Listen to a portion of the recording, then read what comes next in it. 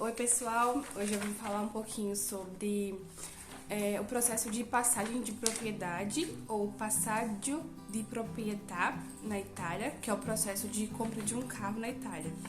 Esse processo ele não é muito complexo, uma vez que você já é residente, né, na Itália, que você tem os documentos daqui, no caso seria a identidade, a carta de identidade.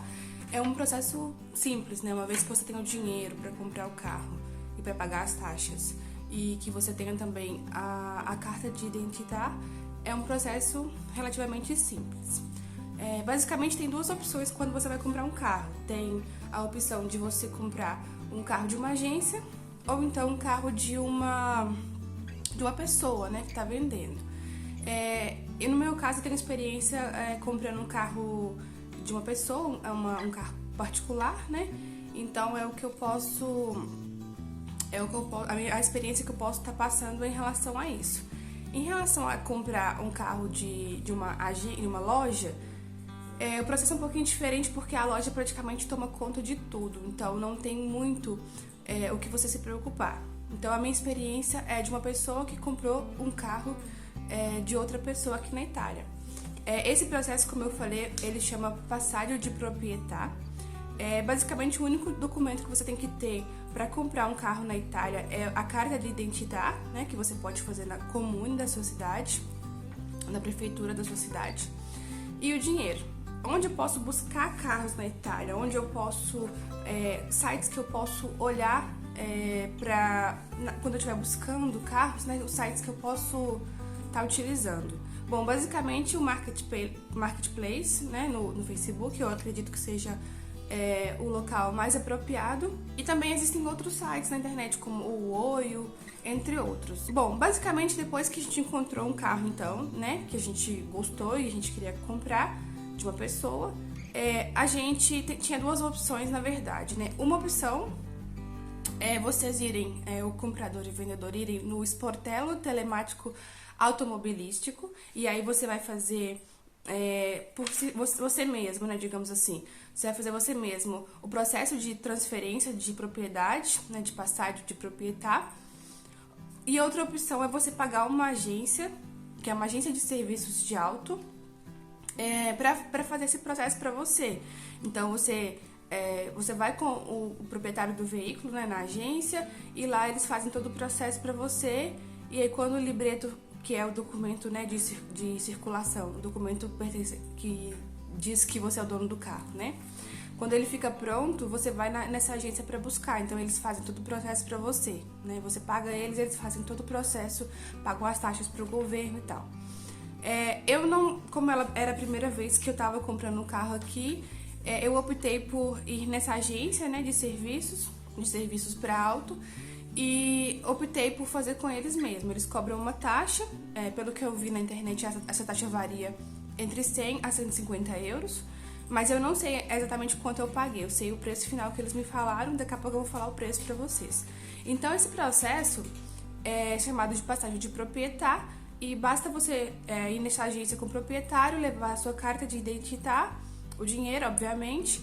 E foi lá onde eu passei o dinheiro pro proprietário do carro. Eu não sei se é uma prática aqui, né, de dar o dinheiro nesse momento, mas foi lá que eu me senti segura para passar o dinheiro pro proprietário. Quanto eu paguei, né? Então, esse valor, ele é muito relativo, porque as taxas que você tem que pagar, elas estão associadas ao tipo do carro, a quantos cavalos, entre outras características do carro. Quanto eu paguei? Bom, eu paguei 650 euros para a agência. Isso inclui a comissão, digamos assim, da agência, mais todas as taxas relativas ao processo de transferência de propriedade. E aí, depois, né, de pagar para a agência e de assinar alguns documentos na agência, eles me entregam um documento temporário. É porque o documento mesmo oficial do carro não está pronto. Eles precisam fazer, né, essa passagem de transferência do carro. Então eles me entregam um documento temporário. Eu posso circular com esse documento até que o libretto di circolazione fique pronto. Esse libretto é o documento oficial do carro, digamos assim. E nesse documento já consta que eu sou a nova dona do carro. Então depois, quando esse documento ficou pronto, eu fui até essa agência, peguei esse documento, que é o libreto, e aí então eu posso circular, ele fica sendo como se fosse o documento do carro no Brasil. É um documento do carro, na verdade, né? No Brasil. Eu tenho que circular, eu tenho que dirigir com ele, ele tem que ficar no carro, né? Bom, esse é o processo de transferência de carro, é muito simples, só que aqui na Itália, como se fosse o seguro que a gente tem no Brasil, ele é meio que obrigatório. Aqui se chama assicurazione e você tem que pagar por ele e o governo exige, então ele é obrigatório, como eu falei. Essa assicurazione também depende do tipo do carro e depende também do condutor ou do proprietário do carro, né? Aí vai variar. Esse valor, como eu falei, ele vai variar muito se você vai comprar a assicurazione numa loja física ou se você vai buscar online. Ele vai variar, então, como eu falei, sobre quantos anos de experiência o condutor tem, quantos anos de assicurazione o condutor ou proprietário, no caso, né? Quantos anos de assicurazione o proprietário já tem. Esse valor de assicurazione, ele então vai variar muito conforme o proprietário e conforme o carro. Bom, quanto é que a gente pagou? O nosso carro, ele não... a assicurazione dele não é uma assicurazione barata, porque é um carro mais potente.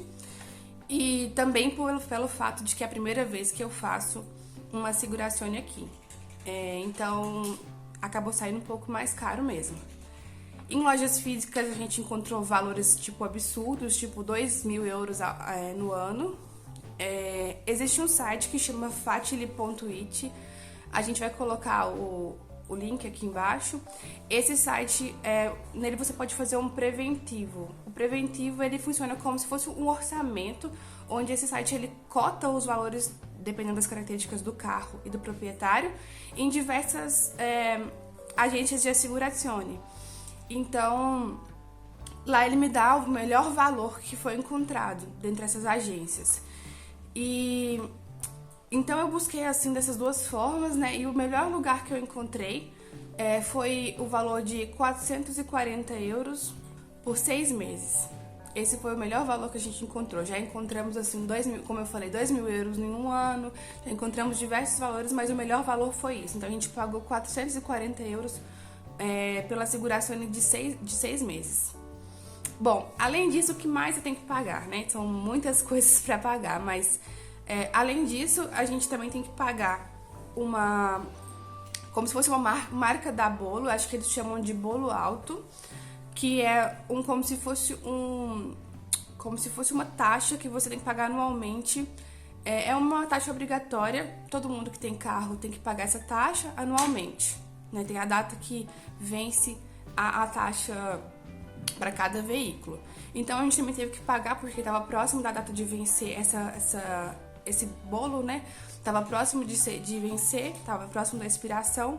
Então a gente também teve que pagar e agora só depois de um ano, né, eu terei que pagar novamente essa mesma taxa. Quanto que custou pro carro que eu comprei? Lembrando que a mesma coisa acontece, essa taxa também varia conforme o tipo do carro, as características mesmo do carro. A gente pagou por um ano, né? Essa taxa ela vence a cada um ano. A gente pagou 326,07 euros.